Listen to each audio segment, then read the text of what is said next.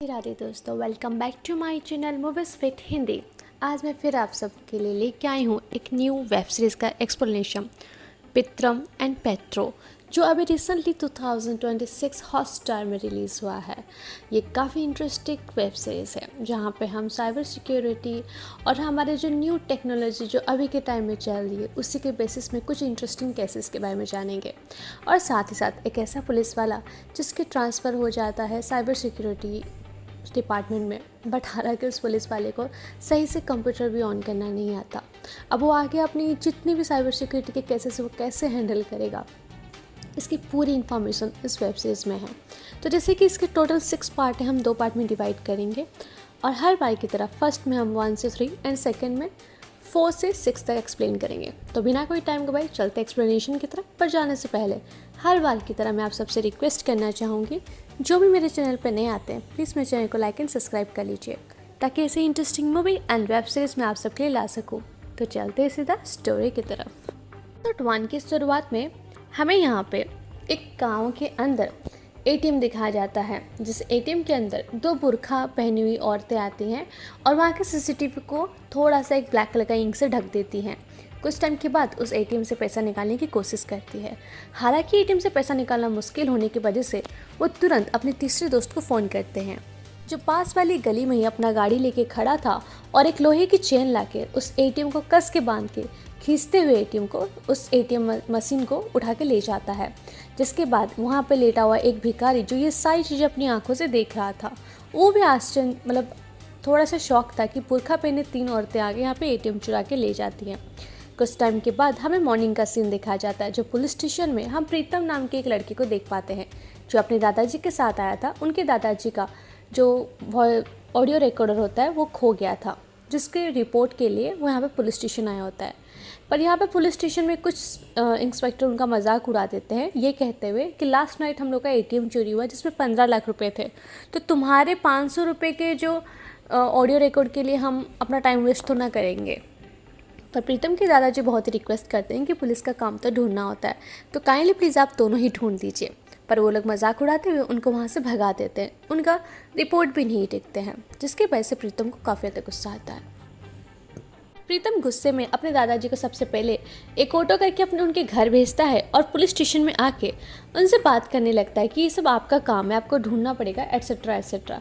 अब ये सारी चीज़ें देख के इंस्पेक्टर को वहाँ पे गुस्सा आ जाता है और वो लोग प्रीतम को जेल में बंद कर देते हैं। कुछ टाइम के बाद उस एरिया के जो इंचार्ज होते हैं मिस्टर पेट्रो, वो आते हैं और वो आकर यहाँ पे वो एटीएम लास्ट नाइट जो चोरी हुआ था उसके ऑनर से बात कर रहे होते। उसी टाइम में प्रीतम बार बार चिल्ला रहा होता है सेल के अंदर से कि मेरे दादाजी को शुगर बढ़ जाएगा, मुझे घर जाने दो, मुझे अपने यहाँ पे जेल में बंद करके नहीं रख सकते हैं। दादाजी घर पे अकेले हैं और उनके पास कोई भी नहीं उनकी देखभाल करने के लिए।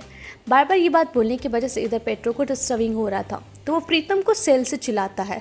तो प्रीतम कहता है आप मुझे सिर्फ 15 मिनट दीजिए, मैं 15 मिनट के अंदर आपको वो चोर पकड़ के दिखा सकता हूँ।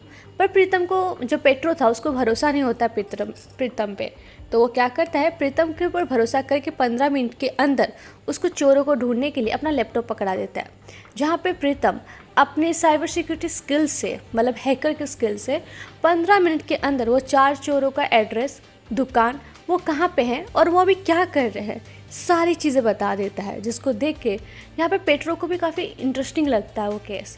जिसके बाद वो प्रीतम के साथ साथ वो सारी चीज़ों को सॉर्ट आउट करता है, साथ ही साथ वो जो एटीएम मशीन जहाँ चोरी हुआ था उस जगह को भी ढूंढ लेते हैं। पेट्रो को एक बहुत ही इंटरेस्टिंग और एक ऐसा टेक्नोलॉजी के बारे में पता चला था जिसके बारे में शायद उसको कोई आइडिया नहीं था। हालांकि वो इस सब चीज़ों को देख के प्रीतम से काफ़ी ज़्यादा इम्प्रेस भी होता है और वो खुद प्रीतम को घर छोड़ने के लिए अपनी जीप में लेके जाता है, और रास्ते में जाते वक्त तो उसको बताता है कि तुम बहुत ही इंटरेस्टिंग कैरेक्टर हो, और वो उससे जानकारी लेता है कि तुम इतने कम समय में चोरों के बारे में कैसे पता लगा लिए। तो प्रीतम यहाँ पर उनको बताता है कि सर बहुत ही ईजी था, मैंने उस एरिया के जितने भी नाइट उस टाइम के चोरी के टाइम के कॉल्स थे वो सब ट्रैक कर रहा, और उसी टाइम में मेरे को इतना पता था कि एटीएम चोरी करना एक आदमी का काम तो होगा नहीं, तो डेफिनेटली वो अपने 2-3 दोस्तों के साथ होंगे, और 2-3 दोस्त जो होते हैं वो डेफिनेटली फ़ोन के साथ कांटेक्ट होंगे, जिसके वजह से मैं उनकी कॉल के नंबर को ट्रेस करके ये जान लिया कि वो चोर कहाँ थे, क्या कर रहे हैं, और वो कहाँ पे एटीएम लेके गए, एट्सेट्रा एट्सेट्रा। जिसके वजह से एक मोबाइल नंबर के थ्रू वो 4 चोरों को पकड़ लिया था, जिसको लेके प्रीतम का ये सारी चालाकी लेके पेट्रो काफ़ी ज़्यादा इम्प्रेस होता है और उसको उसके घर पे ड्रॉप भी कर देता है।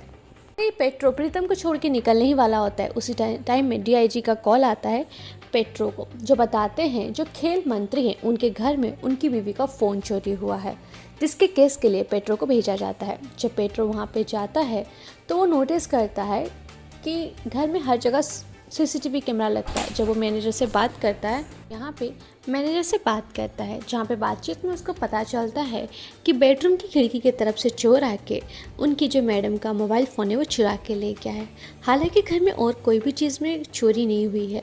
जहाँ पे पेट्रो बहुत ही आसान तरीके से बताता है कि अगर चोर को सिर्फ मोबाइल फ़ोन ही चोरी करना होता तो वो सबसे पहले रेलवे स्टेशन या मेट्रो स्टेशन से जाके फ़ोन चोरी करता। वो घर में घुस के सिर्फ मोबाइल फ़ोन चुरा के तो नहीं जाता। मेक श्योर यहाँ पे कुछ और बात है। और उसी टाइम में हम उनके छोटे से जो बच्चे हैं उसको दौड़ के आते हुए देख पाते हैं, जहाँ पे वो बोलता है कि बच्चे को देखता है और बच्चे के हाथ में एक जलन का मार्क होता है। इस चीज़ को याद रखना क्योंकि ये आगे जाके बहुत काम आने वाला है। तो मेट्रो उसको वहाँ पूछता है कि हाय बच्चा, तुम कैसे हो और आपको मोबाइल फ़ोन में गेम खेलना पसंद है। जहाँ पे ये सवाल सुनते ही वो छोटा सा बच्चा जो था डर के कमरे के अंदर भाग जाता है।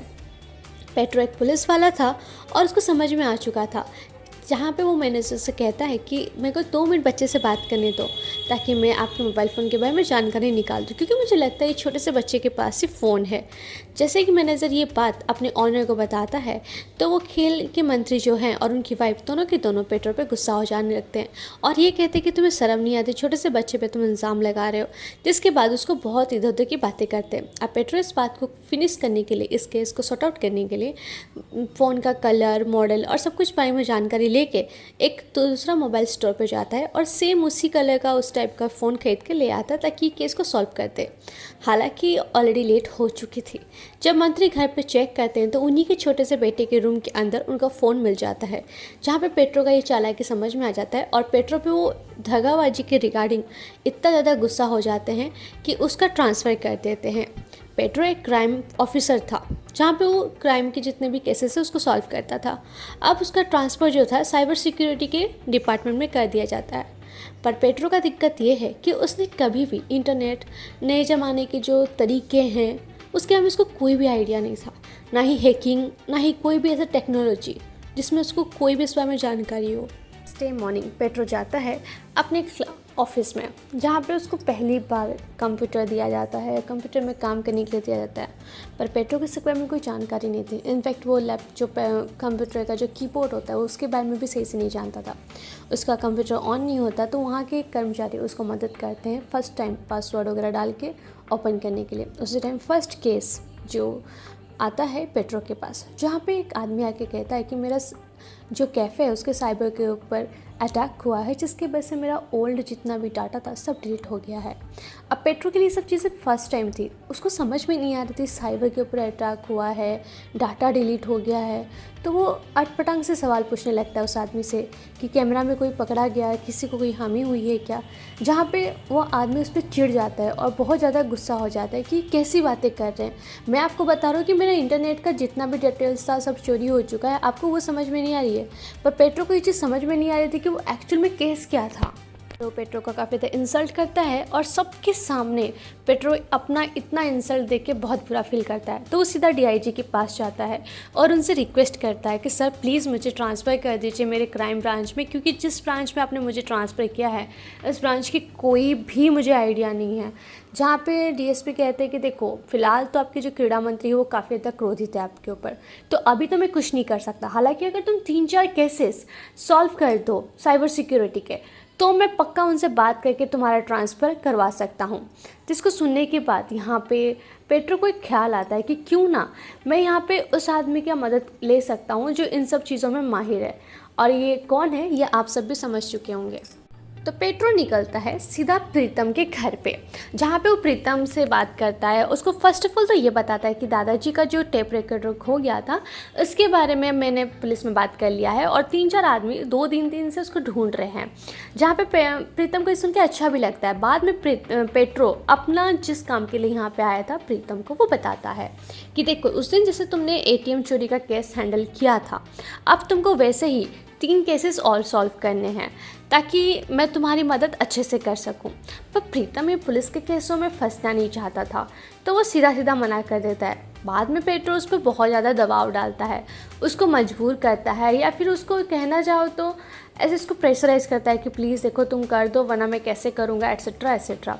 अब ये बात सुन के प्रीतम वहाँ पे उसको मना कर देता है। बार बार यहाँ पे पेट्रो के कहने की वजह से प्रीतम मजबूरी में हाँ बोल देता है। पेट्रो अपने घर जाता है, जहाँ पे उसकी वाइफ अपने छोटे से बच्चे का बर्थडे सेलिब्रेशन करने के लिए पूरे घर को सजाई होती है। जैसे पेट्रो घर के अंदर घुसता है, उसी टाइम में उसकी न्यूज़ में रहने वाली एक लड़की का कॉल आता है, जो उसको बताती है कि एक आदमी ने अभी अभी उसके न्यूज़ चैनल पर मेल किया है कि वो अपनी पत्नी का जो चीट है वो पकड़ चुका है और आज के आज वो उसको ख़त्म कर देगा, और अगर ये चीज़ हो जाता है तो ये बहुत बड़ी केस हो जाएगी। और ये साइबर की रिगार्डिंग ही कुछ केस था जो मेल के थ्रू आया था। अब ये चीज़ सुन के पेट्रो को बहुत ज़्यादा अजीब लगता है, क्योंकि ये सेकंड केस था, अगर ये सॉल्व कर देता है तो उसके आगे बहुत मदद हो जाएगी। तो वो सीधा प्रीतम को फ़ोन करता है, पर प्रीतम इन सब चीज़ों के लिए पहले डिनाई करता कि नहीं मैं नहीं करूँगा। हालांकि उस आदमी ने कहा था कि मैं अपनी वाइफ और उसकी लवर को मारने के बाद खुद भी सुसाइड कर लूँगा। जब ये बात पेट्रो प्रीतम को बोलता है तो एज अ व्यूअर्स हम नोटिस कर पाते हैं कि प्रीतम का एक ट्रॉमा रिलीज़ हो जाता है। और ये क्या है, ये एपिसोड 2 में हमें बताया जाता है। इस सीन को दिखाते हुए एपिसोड 1 यहाँ पे ख़त्म होता है। 2 की शुरुआत में हमें वही सरफिरा आदमी दिखाया जाता है जो न्यूज़ एंकर को वो मेल सेंड किया था। वो एक अपने लोडेड गन को अपने पास रखता है, अपनी बीवी और बच्चे को प्यार करके अलविदा करके घर से निकलता है। इधर हम प्रीतम को देख पाते हैं जो पेट्रो के साथ मिलके उस न्यूज़ एंकर के पास जाता है और उसके मेल को चेक करता है। उस मेल जिसने भेजा था उसका मोबाइल हैक करने के लिए वो अपने कोड जनरेट मेल उसको सेंड करता है उस न्यूज़ रिपोर्टर को, और ये कहता है कि उसके मेल पे सेंड करो, ताकि जैसे ही वो मेल ओपन करेगा तो उसके फ़ोन की पूरी डिटेल्स या पूरी डाटा हमें पता चल जाएगा। तो प्रीतम की इस बात को सुन के तुरंत वो न्यूज़ रिपोर्टर जो थी वो वैसा ही करती है। पर यहाँ पे हम उस खूनी को देख पाते हैं जो ऑलरेडी उस जगह पहुंच चुका था जहाँ पे उसकी वाइफ जाने वाली थी। एक्चुअली उसकी वाइफ एक होटल में अपने अपने बॉयफ्रेंड के साथ मिलने वाली थी, जिसके साथ उसका चक्कर चल रहा था। तो ये यहाँ पे इस चीज़ को सह नहीं पा रहा था। इधर हम प्रीतम और पेट्रो की बीच की बातें सुन पाते हैं, जहाँ पे प्रीतम कहता है कि ये जो आदमी है यहाँ पे इस मेल पे इसने मेंशन किया है कि मैं इस इंसल्ट को सह नहीं पाऊँगा। तो डेफिनेटली ये आदमी कोई बड़ा ऑफिसर है या फिर ऐसा कोई पुलिस ऑफिसर है, या फिर और सेकेंड लाइन में इसने ये लिखा था कि मेरे पास गन है जिस गन से मैं उसको शूट कर दूंगा। तो डेफिनेटली ये कोई क्राइम ब्रांच से पुलिस ऑफिसर वगैरह होगा, या फिर कोई ऐसा गुंडा जिसके पास ऑलरेडी लाइसेंस वाली गन होगी। तो इनकी ये सब बातचीत से हमें समझ में आता है कि एक चीज़ को इस एक इशू को सॉल्व करने के लिए ये लोग किस लेवल तक अपना दिमाग लगाते हैं।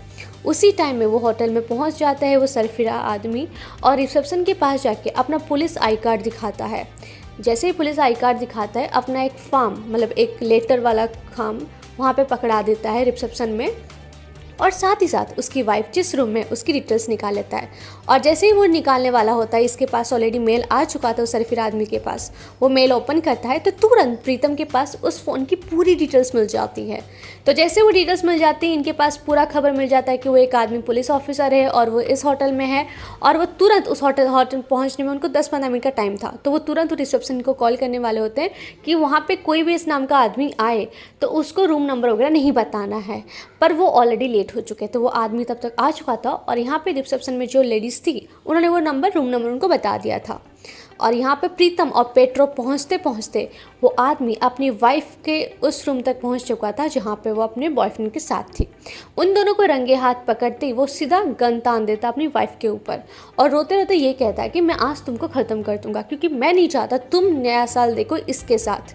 यहाँ पे प्रीतम उसको बहुत ही हल्के से दरवाजे के बाहर खड़े होकर ये समझाता है कि देखो, अगर तुम आज इसको मार देती हो तो तुम अपने बेटे के सामने एक खूनी बन जाओगे।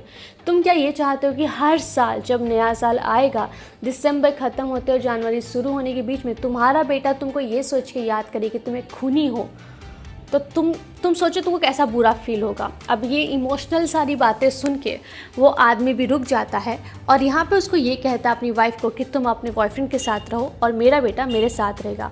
ये कहते हुए उसको बिना मारे वहाँ से निकल के चला जाता है। यहाँ पे प्रीतम और पेट्रो के बीच की ये जो अंडरस्टैंडिंग थी, इस वजह से ये पहला केस तो यहाँ पे सॉल्व हो चुका था। अब प्रीतम को लेकर पेट्रो अपने घर आता है, जहाँ पे पेट्रो मतलब दारू पीता है और प्रीतम को दूध देता है, क्योंकि प्रीतम दारू नहीं पीता था। उसी टाइम में यहाँ पे प्रीतम पेट्रो की जो वाइफ है वो घर से निकल के आती है रूम से, और पेट्रो पे काफ़ी ज़्यादा गुस्सा होने लगती है और ये कहती है कि आज तो तुम्हारा बर्थडे का बर्थडे था, तुम वो भी भूल गए, तुम इस पुलिस केस के चक्कर में इतना फंस चुके कि तुम अपने पर्सनल लाइफ को भूल चुके हो। और ये मियाँ बीवी के बीच में बहुत जोर से झगड़ा हो जाता है, जिससे बीच में यहाँ पे हम प्रीतम को देख पाते हैं कि वो उस रूम से निकल के बाहर चला जाता है। यहाँ पे एज अ व्यूअर्स हमें और एक बात पता चलता है कि जो पेट्रो का छोटा सा बच्चा है वो बहुत पहले से इस दुनिया से जा चुका है, और पेट्रो इसलिए अपने उस दुख को भुलाने के लिए अपने आप को हमेशा काम में बिजी रखता है। पर पेट्रो की जो वाइफ है वो पुरानी यादों को जीते हुए हर साल इसी टाइम में, जिस टाइम उसका बच्चा मरा था, उसका बर्थडे सेलिब्रेट करती है। अब पेट्रो इस चीज़ को लेकर बहुत ज़्यादा ईटेड होता है और बार बार चिल्लाता है अपने बेटे का नाम कि आके काटेंगे, ये करेंगे, फलाना ढिमकाना, पर वो नहीं आता। तो वो वही चीज़ अपनी वाइफ को रियलाइज़ करवाना चाहता था, बट उसकी वाइफ उस टाइम इतना तक गुस्सा हो जाती है कि वो अपने पति पे ही ब्लेम करती है कि तुम्हारे वजह से मेरा बच्चा कुआं में कूद के मर गया था, क्योंकि तुम उसको स्विमिंग सिखाने वाले थे, और वो कुएं में इसलिए कूदा था कि उसको लगा कि उसके पापा सुपरमैन की जैसे आएंगे, उसको बचा लेंगे, और तुम एंड टाइम में नहीं आए, जिसकी वजह से आज हमारा बेटा हमारे बीच नहीं रहा। अब ये सब बातें सुन के कोई भी बाप को बहुत ज़्यादा बुरा लगेगा अगर उसको अपने छोटे से बेटे के मरने का रीज़न बना दिया जाए तो पेट्रो को बहुत बुरा लगता है और वहाँ से वो घर से निकल के चला जाता है। और इधर एज अ व्यूअर्स हम नेक्स्ट डे मॉर्निंग भी देख पाते हैं कि पेट्रो की उसकी वाइफ कॉल करती है, पर पेट्रो उस कॉल को रिस्पॉन्स नहीं करता है। उसका एक ईगो आ जाता है और वो बहुत अपने आप को गिल्ट फील करके उस फ़ोन को रिस्पॉन्स ही नहीं करता। नेक्स्ट डे मॉर्निंग यहाँ पे पेट्रो प्रीतम को पुलिस स्टेशन बुलाता है और बहुत सारे टेप रिकॉर्डर दिखाता है, और उसमें से उसके दादाजी का टेप रिकॉर्डर मिल गया है ये भी इन्फॉर्म करता है।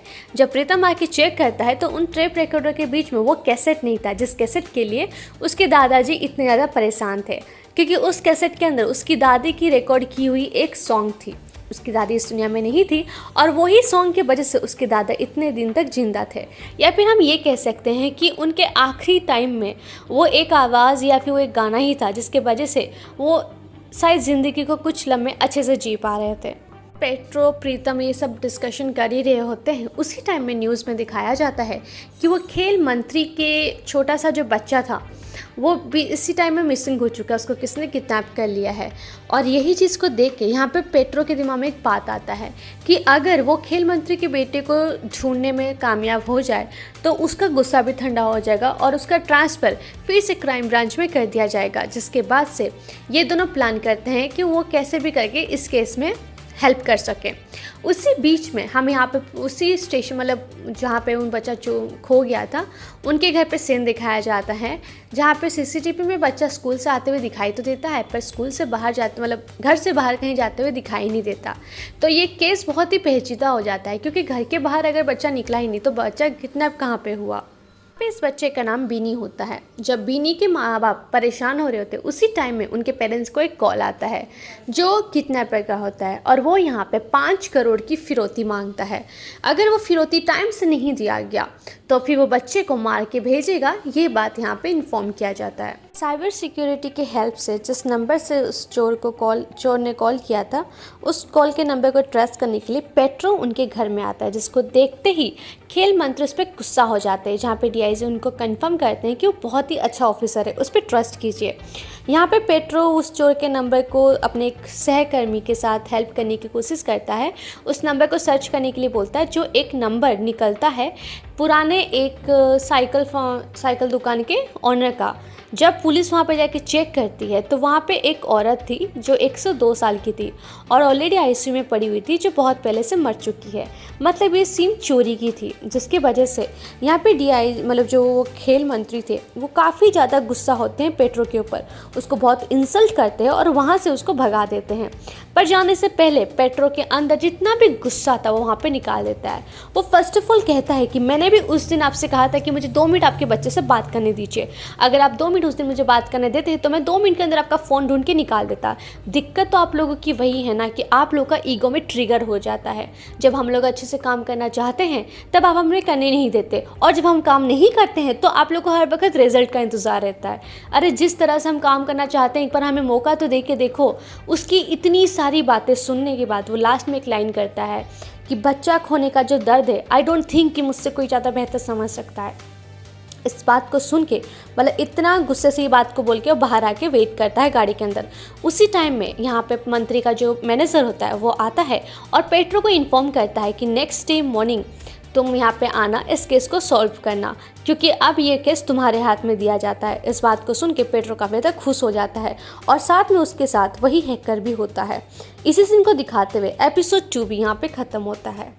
डे मॉर्निंग एपिसोड 3 की शुरुआत में हमें दिखाया जाता है कि पेट्रो और प्रीतम दोनों ही यहाँ पे खेल क्रीड़ा मंत्री के घर पे जाते हैं, जहाँ पे प्रीतम के साथ जो पेट्रो के साथ जो प्रीतम होता है उसको देखते ही उसका मैनेजर कहता है, सर ये तो वैक्यूम क्लीनर सेल्समैन है जिसके पास से मैंने वैक्यूम क्लीनर खरीदा था, और ये हैकर कैसे हो सकता है। जहाँ पे प्रीतम को बारे में पेट्रो बताता है कि ये बहुत ही अच्छा हैकर है, इसने 15 मिनट के अंदर चोरी हुआ वो एटीएम के बारे में पूरी डिटेल्स निकाल दी थी।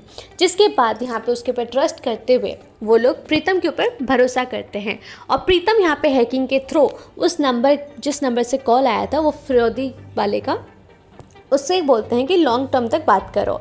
इधर पेट्रो क्या करता है, उस चोर से बात करता है इधर उधर की कि पैसा जमा नहीं हुआ, इतना चेंज नहीं मिल सकता, और इधर प्रीतम क्या करता है, उस फ़ोन को हैक करने की कोशिश करता है। और हैक करते ही जैसे फ़ोन डिस्कनेक्ट होता है तो प्रीतम को आके पेट्रो पूछता है क्या फ़ोन हैक हुआ, जहाँ पे वो बताता है हाँ उसका फ़ोन हैक हो गया। और साथ ही साथ वो ये भी इन्फॉर्म करता है कि उसके पास 2 फ़ोन है और वो हर बार अपना फ़ोन और लोकेशन चेंज कर रहा है, क्योंकि फिरोदी कॉल आपके लिए कल जब आया था वो दूसरा नंबर से था और ये नंबर दूसरा है। तो नॉर्मली यहाँ पे जो फर्स्ट नंबर का लोकेशन है वो 8 किलोमीटर दूर है। मतलब फर्स्ट ऑफ ऑल ये अपना जो सिम पेट्रो तुरंत ही उस लोकेशन पे पुलिस वालों को भेजता है ताकि वो जाकर उस चोर को या फिर उस किडनैपर को पकड़ ले। पर वहाँ पे एक आदमी जाकर वेट करता है और वो जो लोकेशन था वो एक नदी के किनारे छोटा सा घर पे था, और वहाँ पे उसके आसपास की दुकानों में बातचीत से पता चलता है कि हर शाम को 4:30 बजे किडनैपर शाम को जाता है दूध और अपना बियर का बोतल लाने के लिए। जिसके वजह से पेट्रो ये इमेजिन करता है कि मे भी हो सकता है कि बियर का बोतल तो वो अपने लिए लाता होगा पर दूध वो ऑब्वियसली बच्चे के लिए लाता होगा, और बच्चा वहीं पर ही है जहाँ पे वो लोग प्लान करते हैं। जैसे आज 4:30 बजे वो जाएगा अपना दूध और दारू का बोतल लाने के लिए, उसी टाइम में पुलिस वाले अंदर जाके उस बच्चे को वहाँ से ले आएंगे। अब ये सारी बातें वो फ़ोन पे कर लेता है और वहीं पर ही प्रीतम लैपटॉप पे अपने वो हैकिंग का काम कर रहा होता है, जहाँ पे पेट्रो को लगता है कि बहुत ही इजी और बहुत ही मतलब नॉर्मल केस था। जहाँ पे पेट्रो को प्रीतम बताता है कि इतना खुश होने का ज़रूरत नहीं है, क्योंकि इतना सब कुछ खंगालने के बाद मोबाइल डाटा और जितनी भी पुरानी चीज़ें मैंने चेक किया है, इस सारे बीच में मुझे और एक खिलाड़ी के बारे में पता चला है, जहाँ पे वो कोई और नहीं क्रीड़ा मंत्री की जो बीवी है उसके ऊपर वो शक जताता है। जिसको सुनते ही पेट्रो को तो दिमाग ख़राब हो जाता है। वो तुरंत प्रीतम को घर के बाहर लेके आता है और उसको ये बताता है कि भाई तू मेरे को पिटवाने का काम तो बिल्कुल नहीं मत कर, तू पागल है। मैं कैसे बोल सकता हूँ कि तेरी भी बच्चा खोने के पीछे तेरी बीवी का हाथ है, ये हो ही नहीं सकता। जहाँ पे प्रीतम उस पेट्रो को मतलब यहाँ पे अच्छे से समझाने की कोशिश करता है कि वो ये क्यों बोल रहा है। जहाँ पे प्रीतम एक सबसे इंटरेस्टिंग बात बताता है कि जब बच्चा उनके पास था तब वो हर दिन मिनिमम 20 से 30 स्टेटस पे लगाती थी उनके फ़ोटोज़ बच्चे के साथ, मैक्सिमम टाइम स्टेटस पे और व्हाट्सएप फ़ोटोज़ वगैरह शेयर किया करती थी। इनफैक्ट वो सोशल मीडिया में बहुत ज़्यादा एक्टिव भी थी। हालांकि उसका बच्चा चोरी हुआ है, मतलब किडनैप हुआ है 1-2 दिन पहले, और वो 9 दिन से अपने बच्चे का बारे साथ कोई भी फ़ोटो स्टेटस पे नहीं छोड़ रही है।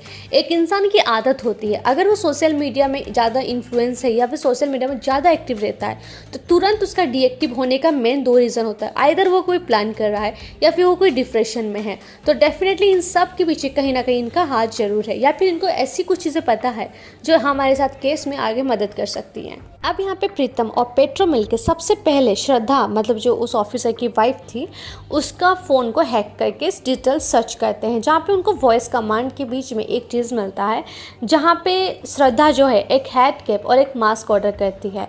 साथ ही साथ वो कुछ दिन पहले बस में ट्रैवल की थी। अगर वो एक बहुत बड़े ऑफिसर की बीवी है तो वो बस में क्यों ट्रैवल करेगी, ये सब चीज़ें उसके दिमाग में घूम रहा था। और यहाँ पे पेट्रो और प्रीतम दोनों मिलके ये जो क्राइम है कैसे हुआ होगा अपने दिमाग में सॉर्ट आउट कर रहे थे। कुछ टाइम पहले वो ड्राइवर से जाके बात करते हैं, जहाँ पे ड्राइवर को धमकाने के बाद वो बताता है कि हाँ, मैंने श्रद्धा मैम को कुछ दिन पहले 9-10 दिन पहले शॉपिंग मॉल के बाहर छोड़ा था, जहाँ पे मैम मुझे बोली थी कि तुम चले जाओ, मैं बाद में आ जाऊँगी। और शायद यहाँ पे पेट्रो ये कहता है कि शायद पीछे वाले मॉल के जो पीछे वाले गेट से श्रद्धा निकल के अपने उसी प्लान को अंजाम करने के लिए गई होगी। उसके बाद उस दिन श्रद्धा कहाँ कहाँ गई थी वो सारी डिटेल्स वो निकालता है, जहाँ पे एक रिसोर्ट का डिटेल्स उसको मिलता है। और उस रिसोर्ट पे जाके ये दोनों चेक करते हैं तो सीसीटीवी कैमरा में श्रद्धा और एक लड़के के साथ उनका दोनों का वीडियो फुटेज दिखाया जाता है। बाद में वो लोग एक रूम में भी मिले थे, जिसके बाद वो लोग उसी जगह में जाते हैं जहाँ पर वो किडनैपर था। और 4:30 बजने की वजह से वो किडनैपर वहाँ से दूध और दारू लाने के लिए निकल जाता है, घर पे खाली छोड़कर। इधर प्रीतम और मतलब पेट्रो जो है वहाँ पे जाते हैं। पेट्रो बाहर पुलिस वालों को उस आदमी को देखने के लिए कहता है और वो खुद जाके उस घर के अंदर बच्चे को ढूंढता है। हालांकि उस घर के अंदर उसको बच्चा तो मिलता नहीं है, पर एक चीज़ उसको बहुत काम की मिल जाती है। श्रद्धा और उस आदमी के क्लोज की कुछ फ़ोटोज़ मिल जाती है। उस फोटोज़ को देख के समझ में तो ये आता है कि वो दोनों पहले से कोई रिलेशनशिप में थे, क्योंकि उन दोनों के बीच में बहुत ज़्यादा क्लोजिंग वाला फ़ोटो हुआ करता था। अब वो सारी फ़ोटो उठा के यहाँ पे प्रीतम और पेट्रो दोनों वहाँ से निकलते हैं, क्योंकि ऑलरेडी लेट हो चुकी थी और वो जो किडनैपर ऑलरेडी वहाँ पहुँच चुका था। वहाँ पर और एक पुलिस वाला उसको बातों में उलझाता है, जहाँ बीच में पेट्रो उसके घर से निकल के भागने में आज़ादी हो जाता है। अब इधर पेट्रो टाइम गवाता नहीं है, सारे फ़ोटोज़ का जो एविडेंस है फ़ोटो क्लिक करके वहाँ से भाग जाता है और सीधा जाके श्रद्धा से फेस टू फेस बैठ के बात करता है और उसको पूछता है कि तुमने अपने बेटे को किडनैप क्यों करवाया है। जहाँ पे श्रद्धा उसको प्रॉमिस करती है कि देखो ये जो बातें हैं ये तुम्हारे मेरे बीच में होनी चाहिए। और यहाँ पे वो सारी फ़ोटोज़ को भी दिखाता है श्रद्धा को, जहाँ पे श्रद्धा एक्सेप्ट करती है कि शादी से पहले मेरा उसके साथ रिलेशन था, वो मेरा बॉयफ्रेंड था और now he is my x. But कुछ टाइम पहले उसने मुझे कॉन्टैक्ट किया और मुझसे कहा कि मुझे 5 करोड़ रुपए ला के दो, वरना आप तेरी मेरी ये जो प्राइवेट फ़ोटोज़ है मैं सोशल मीडिया में पोस्ट कर दूंगा। जहाँ पे पेट्रो कहता है कि पर वो तो तुम्हारा पास था ना, तो अभी उससे क्या दिक्कत है। पर यहाँ पे श्रद्धा कहती है कि तुमको शायद पता होगा कि मेरे जो हस्बैंड है वो बहुत बड़े प्रधानमंत्री है, नेक्स्ट जो आदमी लोग हैं वो जो उसके दुश्मन है वो उसको नेगेटिव वे में लेकर उसका नाम खराब कर सकते हैं या फिर उनका करियर भी बर्बाद हो सकता है, जिसके वजह से वो ये रिस्क नहीं ले सकती। इसीलिए वो बातचीत करने के लिए अपने एक्स से मिलने के लिए गई थी, जहाँ पे वो उसको आइडिया देता है कि तुम्हारे बच्चे को मैं किडनैप कर लूँगा, तब तो तुम्हारा पति पैसा देगा ना। पर वो यहाँ पे उस चीज़ के लिए मना कर देती है, डिनाई करके घर पे आती है और सोचती है क्या करेगी। उसी बीच के अंदर ही उस बच्चे को वो किडनैप कर लेता है। अब ये चीज़ उसको समझ में नहीं आता कि वो किया कब। ये सारी बातें बैठ के वो पेट्रो को बताती है। श्रद्धा यहाँ पर एक चीज़ रिवील करती है कि इन सब बीच में उस एक्स ने उसको ये बताया था कि ये सब के पीछे एक बहुत बड़ा हैकर उनके साथ है। अब वो हैकर कौन है ये श्रद्धा के पता नहीं था। इसी सीन को दिखाते हुए एपिसोड 3 भी यहाँ पे ख़त्म होता है। तो ये था प्रीतम एंड पेट्रो का फर्स्ट एक्सप्लेनेशन, जहाँ पे हम 1 से 3 को कवर किए हैं। इसका नेक्स्ट पार्ट भी मैं बहुत जल्दी आप सबके लिए लेके आऊँगी, पर तब तक मेरे चैनल पे बने रहिए, मेरे चैनल को सब्सक्राइब कीजिए, मेरे वीडियोस को लाइक कीजिए। अगर आपको अच्छा लगता है तो मुझे कमेंट करके मोटिवेट भी कीजिए और हाइप करना बिल्कुल मत भूलिएगा। तो मिलते हैं नेक्स्ट वीडियो के साथ, तब तक अपना ध्यान रखिएगा। राधे राधे।